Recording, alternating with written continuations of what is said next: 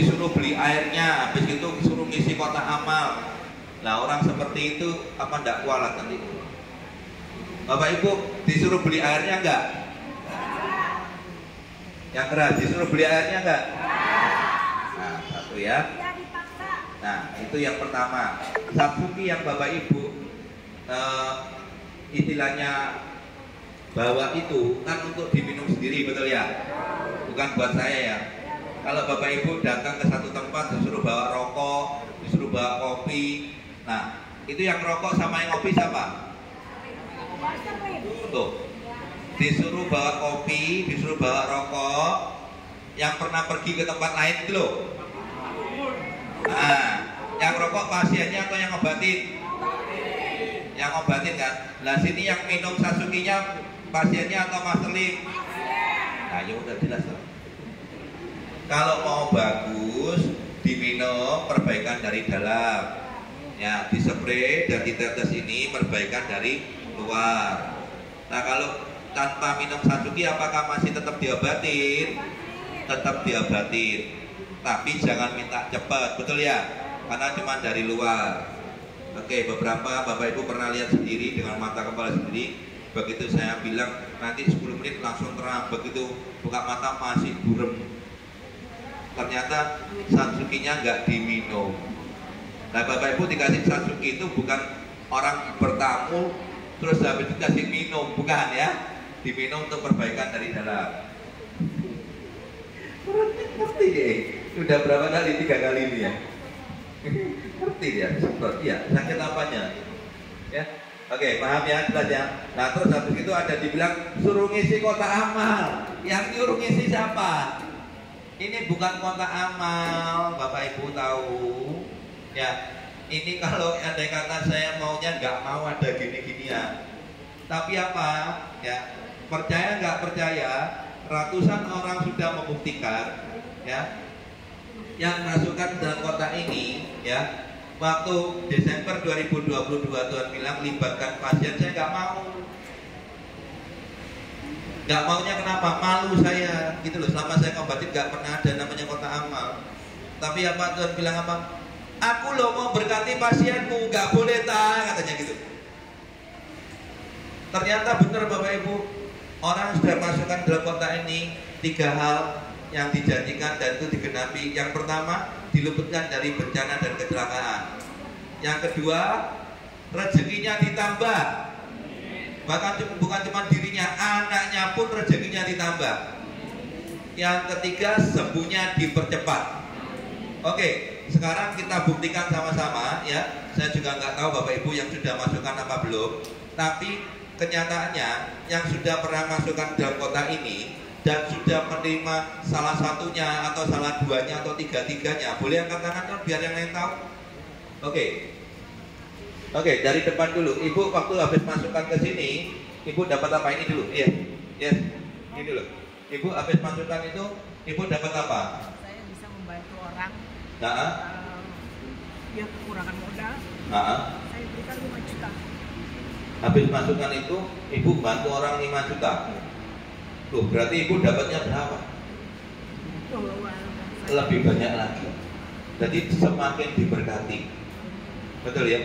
Oke, yang lainnya, kamu dapat apa? Pinggangku udah nggak sakit lagi. Pinggangnya nggak sakit lagi, sembuhnya dipercepat. Tidak minum obat nyeri lagi. Tidak minum obat nyeri lagi, berarti sembuhnya dipercepat. Dapat yang nomor 3, ya? Oke, siapa lagi itu Ibu yang di ujung? Saya setelah silinder saya hilang, sudah ada tidak silinder lagi, min dan plus berkurang.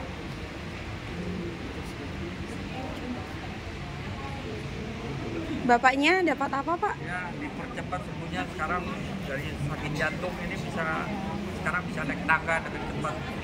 Awalnya nggak bisa naik tangga. Nah, awalnya nggak bisa naik tangga. Kalau ibunya? Satu lagi saya sih. Ya. Satu lagi, saya tidak bisa lepas dari kacamata hitam. Jadi saya selalu pakai kacamata hitam. Setelah pengobatan maseling, saya sekarang lepas dari kacamata hitam. Kalau berobat pakai kacamata hitam selalu ya kondisi. Iya. Sekarang sudah bisa. Udah bisa lihat cahaya. Sip, terima kasih. Kalau ibunya apa Bu? Alhamdulillah sembuhnya dipercepat. Terus banyak masukan transfer dari saudara-saudara dan anak sama ponakan. Amin. Ibu awalnya sakit apa? Saya mata, sinus, asam lambung, kolesterol. Alhamdulillah udah jarang minum obat. Sekarang udah mending ya, Bu? Mending ya. Ya. Kalau ini bapak juga nih. Kalau bapaknya apa, Pak? Tadi saya sampai di sini langsung masukin kotak amal. Nggak lama kemudian ini ada yang nawar 6,8 Oh, langsung miliar. ada yang nawar. 6,8 miliar. Itu Bapak jual apa tuh? Jual Rumah. apa? Ada yang nawar 6,8 M. Iya. Langsung. Rumahnya langsung mau ditawar orang 6,8 miliar. Padahal baru dimasukkan, Pak. Tadi satu. Sama bapaknya Dan apa? tadi pagi saya begitu sampai langsung masukin, langsung masukin.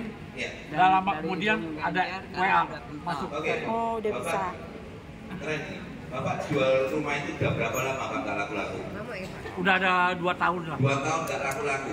Tadi pagi baru datang ke sini, langsung masukkan ke dalam kotak yayasan. Tiba-tiba langsung ada WA masuk. Nih, jamnya ini jam 9.30 Jam 9.30 di telepon. hari ini. Jam 9.30 Oh, iya. hari ini. Bagaimana Pak Rudi kemana saya? 6,8 oke lah Pak katanya gitu. Iya. Bapak minta 7,5 M. Naik dikit lagi udah. Iya. Ya. Ya. Ini Bapak Ibu tidak keluar komisi untuk broker 2%. Betul nggak? Betul nggak? Komisinya dikasihkan ke orang-orang yang lebih membutuhkan, sama Tuhan didatangkan pembeli. Betul nggak? Kayak gitu. Keren tuh kan? Ya, keren. Dan ini Pak, Jam 9.30 ya, di Surabaya sudah pernah terjadi Pak. Apa kalau lihat di jam setengah 9 masuk ke kotak. setengah 9 masuk, 1 jam kemudian langsung penawaran muncul. Dan itu bukan main-main Pak, bukan 680 juta loh Pak, 6,8 miliar Pak. Itu Pak untuk bekal hari tua agak habis Pak. Amin. Ya, jadi lihat Pak ya, seperti itu ya. Di Surabaya sudah banyak yang terjadi Pak. Jadi ada ibu-ibu ya, karena nggak punya biaya dari Banjarmasin naik kapal. Kalau punya biaya kan dia naik pesawat ya, nggak punya biaya naik kapal. Dan dia dengar program yayasan ini, apa yang terjadi Bapak Ibu? Langsung dia masukkan dan besoknya dia datang lagi Bapak Ibu, dan dia cerita. Waktu saya dengar Mas Lim ada program ini, masukkan ke kotak ya, saya masukkan. Dan sorenya saya ditelepon, tanahnya yang sudah bertahun-tahun nggak laku, langsung laku Pak, nggak ditawar, langsung dia pulang naik pesawat Pak. Luar biasa. Dan ada lagi yang anak-anak glukoma ya. Nah itu Bapak lihat di TikTok saya, di YouTube saya juga ada. Nah, itu begitu habis masukkan, rumahnya yang di Krian langsung laku. Jadi seperti itu Bapak Ibu, memberi dulu atau menabur dulu baru menuai. Tidak ada ceritanya petani menuai dulu baru menabur. Betul nggak? Hukum tabur dan tuai, bukan tuai dan tabur. Tabur dan tuai. Beberapa orang malah lucu Bapak Ibu. Mas Lim, doakan rumah saya laku.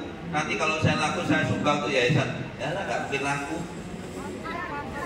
Kenapa? Ada pamrihnya. Sama Bapak Ibu, waktu saya jadi sama anak saya, nah ya, doakan Papa dapat orderan. Waktu saya masih jadi sales Bapak Ibu ya. Nanti kalau dapat orderan kamu tak belikan mainan robot-robotan. Apa yang terjadi Bapak Ibu? 1 minggu saya keliling nggak dapat orderan. Mampet. Akhirnya saya pusing, saya pergi ke toko mainan, saya belikan mainan robot-robotan, saya setel depannya anak saya. Yang dulu kalau Bapak Ibu seumuran saya pasti tahu mainan ini ya. Begitu saya pasang baterainya, dia jalan pelan-pelan nih, fire, muter. Anak saya ketawa, wah, ngakak-ngakak gitu. Saya melihat kebahagiaan yang terpancar pada anak saya. Besoknya Bapak Ibu bertubi-tubi saya mendapatkan orderan. Jadi bersedekah dulu baru. Jadi menyenangkan orang lain itu baru kita disenangkan oleh Tuhan. Jadi jangan kebalikannya.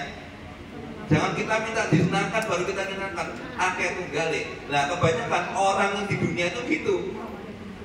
Ada juga yang ngomong gini, ayo siapa yang udah masukkan dalam kotak ini? Boleh angkat tangan, boleh angkat tangan. Ayo terus. Yang belakang-belakang. Nah, banyak kan? Nah, siapa pertanyaan sudah masukkan tapi masih belum dapat tiga-tiganya itu? Ada angkat tangan? Oh, tidak ada. Berarti dapat semua. Dapat semua. Nah, itu. Ada satu orang Bapak Ibu angkat tangan. Siapa yang belum dapat? Saya tanya. Ibu ya. Nah. Oke. Pertanyaannya, Ibu masih ingat gak masukan berapa? Dia masih ingat Bapak Ibu 10.000 dari. Nah 10.000 aja diingat-ingat gimana mau dapat berkah, betul gak? Betul gak? Karena gak ikhlas. Harusnya berapa? Lupa gitu. Bapak Ibu ya, disebutin aja 10.000. gak usah diomong. Kalau mau beri itu jangan diingat.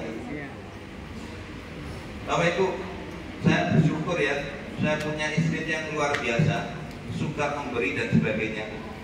Jangankan apa ya, jadi bilang habis memberi berapa dia lupa. Kenapa? Bukannya dia lupa, tiap hari dia minum 1 kilo, pasti ingat. Ya, lupanya apa? Nggak mau diingat. Habis sekarang makan ya, habis makan, jebret, terus habis bayar dia, nyampe mobil, saya tanya, tadi habis berapa? Nggak tahu. Kenapa? Karena makan aja kok dihitung-hitung. Ya, apalagi dalam memberi nggak usah diingat. Nanti Tuhan yang ingat, dicatat sama malaikat. Ya, amal dan kebaikan Bapak Ibu dicatat, ibadahnya juga dicatat. Makanya Bapak Ibu saya selalu bilang apa? Bilang apa ke Bapak Ibu? Waktu saya ngomong, dengan apa saja sih manusia itu bisa nabung di akhirat?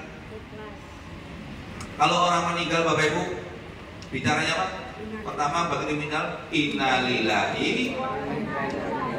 Setelah itu semoga amal dan diterima. Bukan semoga uangnya diterima, bukan ya? Bukan semoga hartanya diterima, tidak. Tapi amal dan ibadah kita di dunia ini itu adalah tabungan kita di akhirat. Ya loh, kenapa kok bukan kata-kata yang lain? Semoga mobil Mercy-nya diterima, atau semoga apartemennya atau pavilionnya atau vilanya diterima. Tidak Bapak Ibu, amal dan ibadah. Makanya Bapak Ibu di dunia ini adalah ujian bagi manusia, ya. Ujiannya apa? Bagaimana Bapak Ibu untuk mendapatkan sebanyak mungkin amal dan ibadah yang kita hari ini kita lakukan untuk bekal kita di akhirat. Betul ya? Ingat ya? Saya mau buat register tinggal di sakit. Oh, Saya mau pulang lagi. nah, ingat ya? Jadi bukan berapa banyak uangmu, tapi berapa banyak amalmu. Dan amal ibadah ini Bapak Ibu, ya, itu bukan dinilai dari uangnya. Ingat ya, Bapak Ibu, bukan dinilai dari uangnya, tapi dinilai dari ketulusannya. Betul ya? Ngasih satu gembok 1 miliar tapi gak ikhlas juga kayak opo, gak diperhitungkan. Betul ya? Bapak Ibu, di Surabaya, bukan di sini ya. Kalau di sini kemarin masih ada 500 rupiah masuk itu ada, ya, masih ada. Tapi bukan menghina ya. Kemarin di Surabaya ada ya 100 rupiah masuk ke dalam itu. Ada gini, kalau secara manusia, waduh cek nemenin, waduh masya kok ada orangnya pelite gitu ya, secara manusia. Tapi Bapak Ibu tahu nggak? Waktu saya ambil 100 rupiah tadi, itu Tuhan ngomong betul Bapak Ibu. Nah, ini uang terakhirnya dia nanti, nggak tahu besok dia mau makan apa. Saya bilang sama Tuhan, Tuhan berkati orang-orang itu Tuhan. Sampai sisa 100 rupiah pun dia masukkan. Bukannya dia ngecek mau ngasih cuma 100 rupiah, tapi Tuhan jelas ngomong sama saya, itu uang terakhirnya dia dan nggak tahu besok dia mau makan apa. Bapak Ibu, mungkin bagi Bapak Ibu 100 rupiah itu nggak ada artinya. Tapi waktu saya terima 100 rupiah yang ada di dalam kotak itu bener-bener diomong, itu uang terakhirnya dia nggak tahu besok dia mau makan apa. Benar. Orang yang seperti ini, saya betul-betul minta sama Tuhan, berkati orang-orang itu. Jangan sampai orang yang menabur tidak menuai. Bapak Ibu gini dulu, kalau saya bicara apa adanya, Bapak Ibu dengar baik-baik hari ini. Bapak Ibu nggak cuma dapat pengobatan, nggak cuma dapat kesembuhan, tapi dapat suatu istilahnya apa atau apapun lah namanya ya, yang membuat Bapak Ibu menjadi seorang yang punya akhlak yang jauh lebih baik. Dan ini Bapak Ibu bisa turun-temurun ke anak cucu Bapak Ibu, dan akan Bapak Ibu bawa sampai ke anak cucu. 10, 20, 30 tahun kemudian Bapak Ibu pasti lupa dengan master itu. Tapi omongan master ini pasti Bapak Ibu bawa sampai ke anak cucu. Saya akan jadikan satu generasi yang punya akhlak jauh lebih baik. Bagaimana manusia diciptakan Tuhan itu cuma 2 hal. Yang pertama, untuk menyembah, memuji, dan menyenangkan hati Tuhan. Jadi Tuhan menciptakan manusia bukan iseng, tapi Tuhan itu kepingin disembah sama umat ciptaannya, kepingin dipuji dan disenangkan. Seperti Bapak Ibu punya anak, kan kepingin juga disenangkan sama anak, betul ya? Demikian dengan Tuhan. Yang kedua, Bapak Ibu ada istilah dunia omong titipan, atau harta itu cuma titipan Tuhan. Bapak Ibu percayakan hal itu gak? Saya. Kalau namanya titipan bisa diambil lagi gak? Bisa diambil. Bisa kan? Kalau hak milik gak bisa ya, tapi kalau titipan bisa kan? Nah, Bapak Ibu, Tuhan itu mau mencari orang-orang yang mau dititipkan hartanya.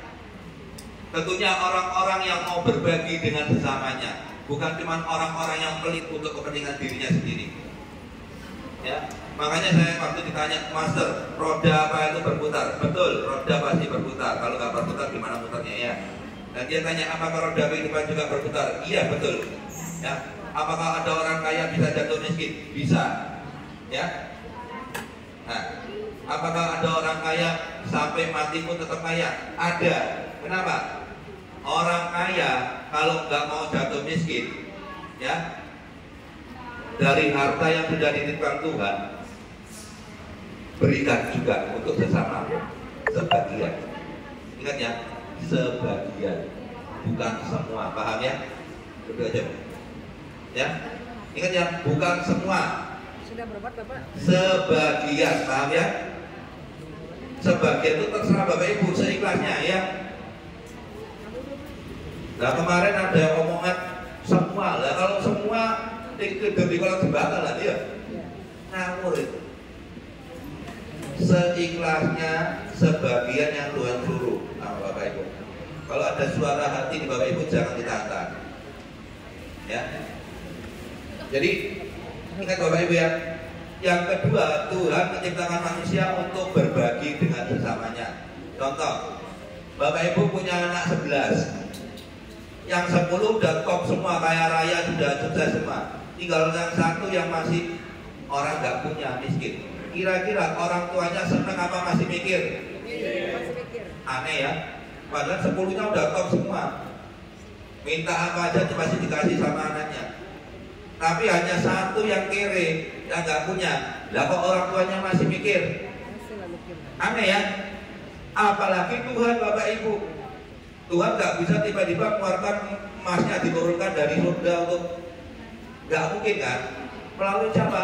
Melalui anak-anaknya lagi yang mau berbagi, yang punya hati memberi. Makanya dipastikan orang suka memberi itu tidak pernah miskin. Saya punya bos Bapak Ibu dulu ya. Bapak Ibu kalau mau tahu bos saya ada di tipe saya. Orang yang suka membantu orang. Di masa pandemi kemarin perusahaannya sempat goncang. Ya, perusahaannya sempat goncang, ya, perusahaannya sempat goncang, ya, Apa yang terjadi Bapak Ibu? Orang kepercayaan dia meninggalkan dia. Takut bosnya mau bangkrut. Tapi bos saya ini orangnya super baik, suka menolong. Dan dalam hati saya, orang seperti ini gak mungkin bisa bangkrut. Benar Bapak Ibu? Sekarang jaya lagi, sukses lagi, ya, bahkan lebih besar ya dari yang dulu. Perusahaan terbesar se-Indonesia Timur. Itu loh Bapak Ibu. Walaupun sempat mengalami goncang karena masa pandemi, bisa bangkit lagi dan jadi terbesar. Lah, kalau orang kepercayaan dia sudah meninggalkan dia, nyesal Bapak Ibu, ikut kompetitornya yang sekarang malah lebih buruk. Itu loh. Ingat ya. Makanya Bapak Ibu, kalau kepingin ibaratnya semakin diberkati, ya, ajarannya Master Lim dan ini ya dan amin yang saya yakinin sampai detik ini, ya, ingat dengerin. Selalu berbuatlah kebaikan dan amalkan sebagian seikhlasnya Bapak Ibu untuk membantu sesama. Kalau andai kata Bapak Ibu bingung milihnya siapa, yang paling penting adalah orang tua. Itu yang paling penting.